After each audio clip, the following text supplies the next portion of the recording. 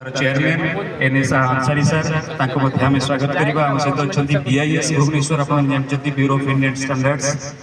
तार Bhubaneswar senior scientist तथा मुख्य डॉक्टर ए के पुरोहित एवं आम सहित पूनम गुहा मैडम अच्छा जे कि जड़े वरिष्ठ आईएएस अधिकारी एवं आज आम वेन्यू रे यही कार्यक्रम को आयोजन कर सपोर्ट बिना यही कार्यक्रम हो पार था आम जोरदार ताली दे स्वागत करवा। बंधुगण ये कार्यक्रम को बहुत संक्षेप आम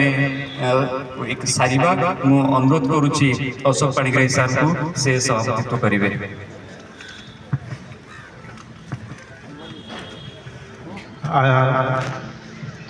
विश्व रेडियो दिवस उपलक्षे आयोजित द्वादशतम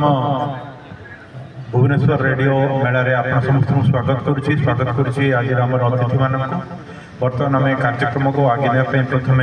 प्रदीप प्रज्वल करें।